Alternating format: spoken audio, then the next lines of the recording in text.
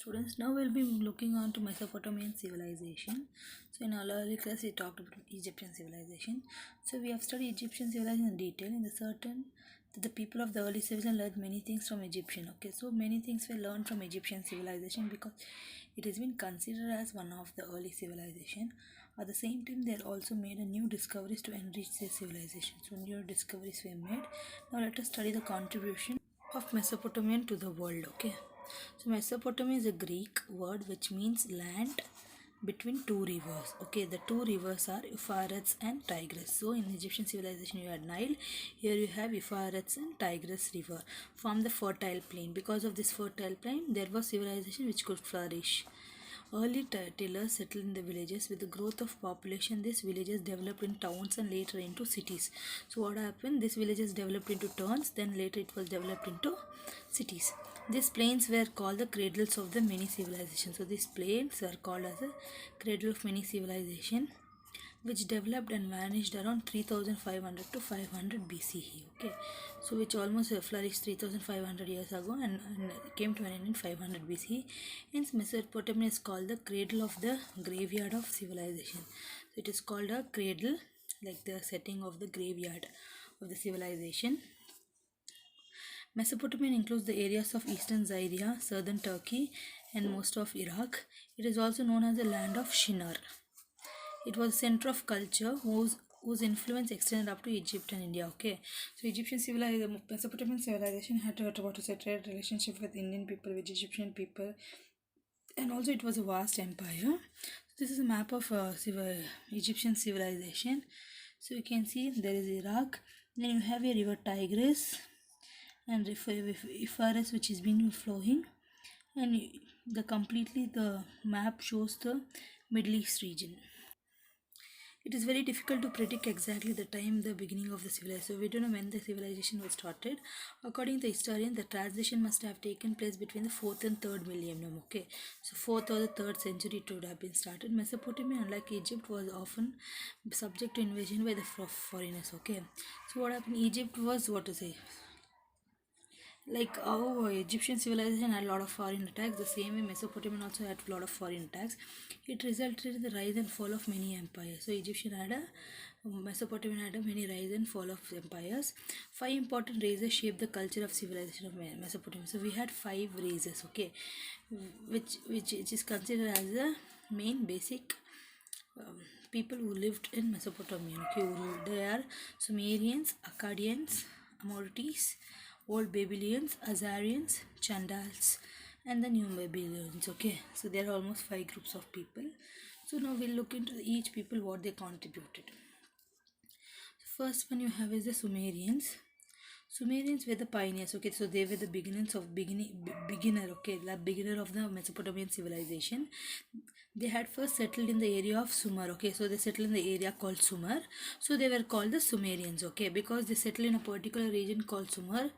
Because of this reason, they were called as Sumerians. Okay. Next, you have Akkadians settled in the northwest of Shinar. Okay, so they all settled in the northwest of Shiva, not in the Shinar region, northwest of Shinar. Okay, also known as Akkada, so they were called as Akkadians. So the people who settle in a particular place, they were named according to the names of the place which they settled. Okay, Sumerians in the Shinar region, Akkadians in the Akka region, so they were named after that. They were nomadic tribes. Okay, nomadic means traveling from one place to another. They conquered Sumer and continued many aspects of Sumerian culture. Okay, so they conquered many places. King Sargon I was the most successful king. The famous film of King of Akkadian I, Sargon I, was the most successful.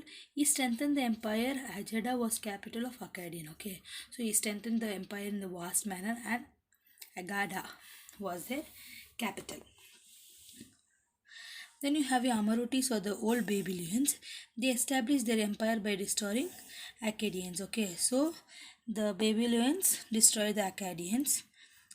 Sorry, the Akkadians were destroyed by the Amorites and the Old Babylonians.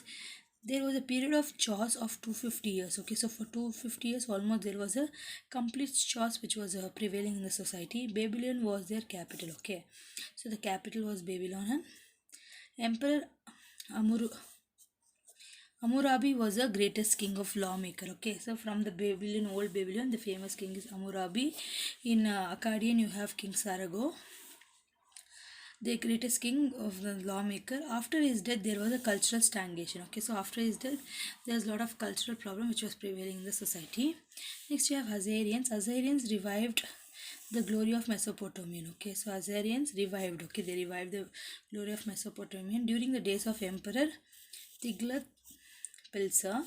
They built a huge empire. Sargon, Senchab, and Ashurbanipal were the greatest kings of this race. Okay, so their capital was Neva. Okay, so all the what's the Middle East region were the main kings, and the major king is Hammurabi from old Babylon, one of the important king. The Chandals, the new Babylonians, the last people. After the death of the Ashurbanipal, Chandals came to power. Okay, so Chandals came to power. They destroyed the city of Nineveh and rebuilt the city of Babylonian. Okay, so Nineveh was the capital. So the old Babylonian was converted to New Babylonian as it was capital. So they called the New Babylonians. So Nebuchadnezzar was the greatest king who built the huge brick fort around the Babylonian and a hanging garden. Okay, so he had built a huge brick fort and also a hanging garden. Persian Emperor Cyrus. So he had a king in the Persian Empire called Cyrus. He had conquered Babylon in the year 1538 BC. Thus the empire came to an end. Okay, so when from Persia Cyrus came and attacked Nebuchadnezzar, Babylonian kingdom came to an end. Okay, next moving on to silent features of Mesopotamian civilization. Okay, so the political life first. Early Mesopotamian established city states first, which developed into kingdom. Okay, so slowly states, then it was converted into kingdom. King was the head of the administration and religion. So have in Egyptian civilization you had head as the king. The same way here you have administration as a religion, king as a head. Kings were regarded as a representative of the god. Okay, so the same way king are the representative of the god in the earth. He was the head of the state and the owner of the property. He ruled in the state name of the god. Many of the time king authority fell in the hands of military officers. Okay, so king was like everything. Then if there is no king, military officer will take over. Only the powerful king exercised in the immense power. Priest had a greater voice. So the powerful king had a more dominant, and also priest had a good position in the society. Governors were appointed to look after the provincial administration. Okay, so the provincial administration were taken care by the governors. They had horse-borne postal system for communication. So they had horses where it will go on postal system through horses traveling from one place to another, a man traveling and giving out information or something like that. Okay, next moving on to the important king, that is Hammurabi. Hammurabi was the Babylonian king, okay, who conquered Sumer and ruled from 2123 to 2081 BCE. He was one of the greatest rulers of Mesopotamian civilization, okay. So he is one of the famous ruler of Mesopotamian. He was a great conqueror and able administrator. He conquered the whole of Mesopotamia. So the whole of Mesopotamia was conquered by Hammurabi. He was enlightened, deposed. He united Sumer, Akkad and divided the province into district. Okay, so the Sumer region, Akkad region were completely taken by him, and he divided this into provinces. He personally supervised the administrative. He built palaces, temples, fortified Babylonia. Okay, so complete Babylonia was fortified, means you had forted. Okay, central and provincial administration was carried out smoothly according to the orders of emperor. Okay, so emperor was taking care of everything, how the society should run, what are the things which should be running in the society. Okay, next you in the images you have the stone shaft containing Hammurabi's code, the code of laws. Then you have close view of the shaft. Okay, then moving on, Hammurabi has become the immortal in the history of the mankind of his code of laws. Okay, so Hammurabi's code of laws is very much important. He collected all existing laws, classified and improved them. Okay, so whatever laws were there, he improved that laws which were there in the society, added new ones and confined them into one body. Okay, so all were put together and it was being conducted. The code included 282 laws. Totally, we had 282 laws. The laws were relating to all aspects of life, such as personal, property, trade, business, accidents, labor, divorce, sales, slaves, rights of men and women, etc. Okay, so the law of code had the topics like personal life, property, then trade, business, marriages, then right to men, women. All these were the code of laws which was there. You had 282 code of laws. Okay. So in this image you have the table written in Akkadian language. Okay, the code is engraved on the black stone. It is the oldest written code of laws in the history. One of the top image of King Hammurabi is shown receiving the laws from the god Shamsha, that is the sun god. Okay, so what happened is this is the one of the oldest law which has been written in the whole world, and also we have an image. Okay, it is written in stone. Okay, and also what to say, the image in the top of the image you have Hammurabi collecting it from the sun god. Okay, as God giving in the codes.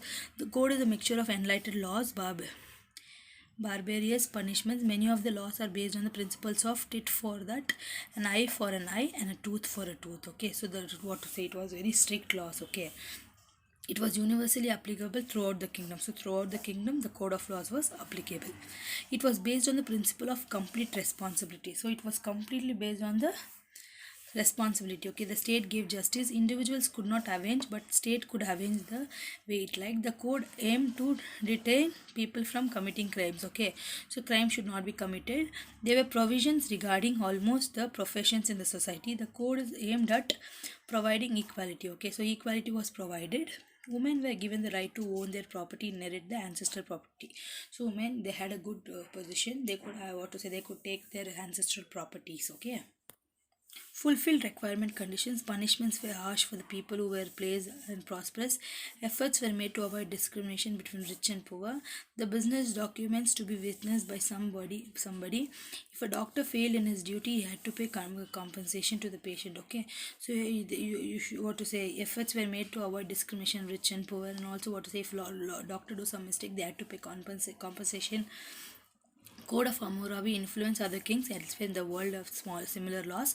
The significance of the code lies in the fact of the crowded aspects of human lives. It was everlasting and monumental legal achievement of Hammurabi, which was made in his immortal. Okay, so what happened? Many people adopted it. Okay, because such type of law should be there even in my kingdom, and this was the biggest achievements of Hammurabi. Next, moving on to social condition of Mesopotamian civilization. The Mesopotamian society was divided into 4 groups. Okay, so 4 groups were there: the royals, the kingly people, the priest, rich landlords, merchants, and the slaves. Okay, so how you have a Varna system, the same way it has been divided. Okay, but that was very rigid, but this is not rigid, I guess. Priests and scribes held the high position. Okay, so priests had a very good position. They enjoyed high status in the society. Nobles enjoyed power. Okay, so nobles had a good power in the society. They commanded great prestige and power in the administration as well army.